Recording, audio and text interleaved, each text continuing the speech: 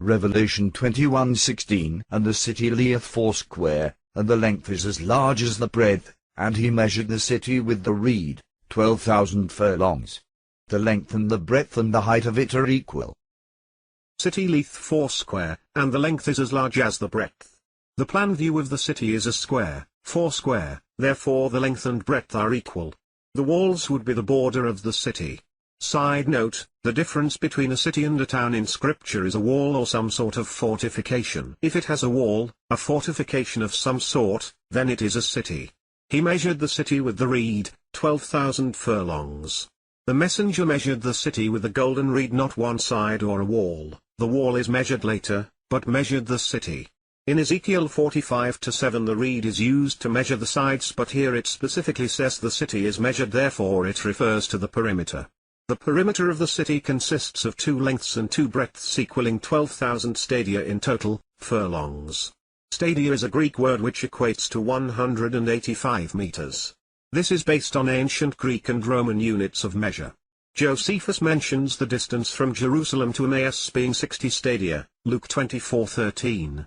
Depending on where it is measured from, the distance would range between 9 to 13 kilometers, meaning 1 stadia equals 167 to 217 meters, average 185 meters.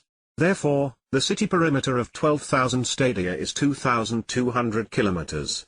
Concluding that each side will be 555 kilometers long.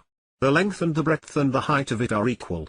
The height of the city is the same as the length and breadth. Each dimension is 555 kilometers. This does not necessarily mean that the city is a cube, as the height could refer to the center of the city where the throne is, thereby looking like a mountain or a pyramid.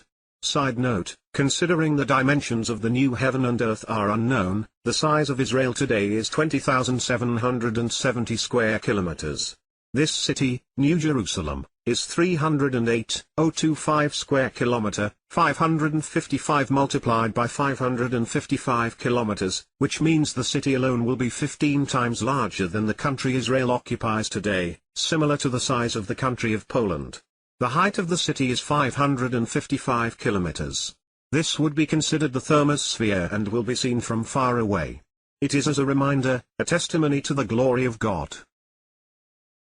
Revelation 21:17. And he measured the wall thereof, 144 cubits, according to the measure of the man, that is, of the angel.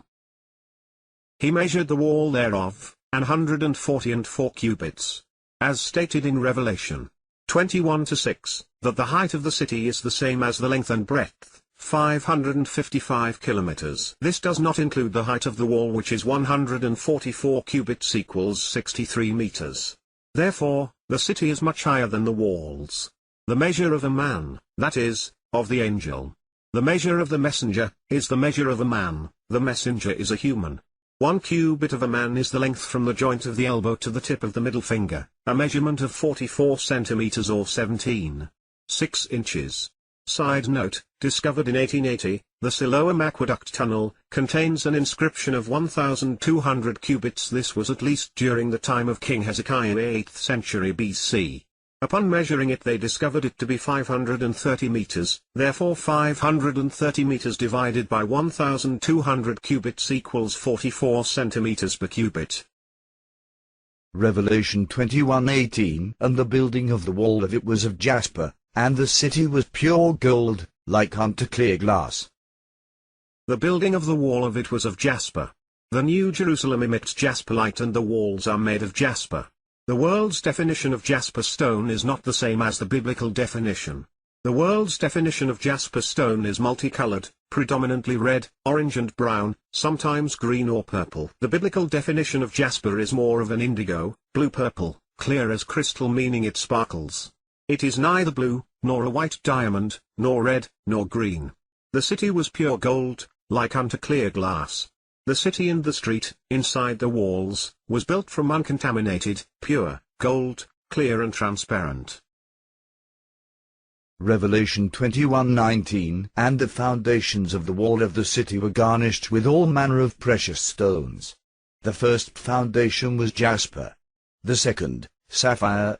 The third, a chalcedony. The fourth, an emerald. The foundations of the wall of the city were garnished with all manner of precious stones. There were 12 foundations for the walls. The height for the foundation is unknown. Each foundation contains one of the names of Yeshua's apostles. The foundation of the wall will be decorated with 12 stones, each foundation is a different stone. Side note, only 7 of the 12 colors that are in common with the breastplate of the high priest are the same. The first foundation was jasper. The same stone is found in the breastplate of the high priest. The world's definition of jasper stone is not the same as the biblical definition. The world's definition of jasper stone is multicolored, predominantly red, orange and brown, sometimes green or purple. The biblical definition of jasper is more of an indigo, blue-purple, clear as crystal, meaning it sparkles. It is neither blue, nor a white diamond, nor red nor green. The second, sapphire. Sapphire is like a diamond but with various shades of sky blue color. Same stone is found in the breastplate of the high priest. The third, a chalcedony. Chalcedony is a whitish or light gray, translucent color quartz with a similar luster to pearl or wax. The name chalcedony is from a town in Asia Minor where it was first discovered. The fourth, an emerald. Emerald is a rich green color. The same stone is found in the breastplate of the high priest. Revelation 21:20. The fifth, sardonyx. The sixth, sardius. The seventh, chrysolite. The eighth, beryl. The ninth, a topaz.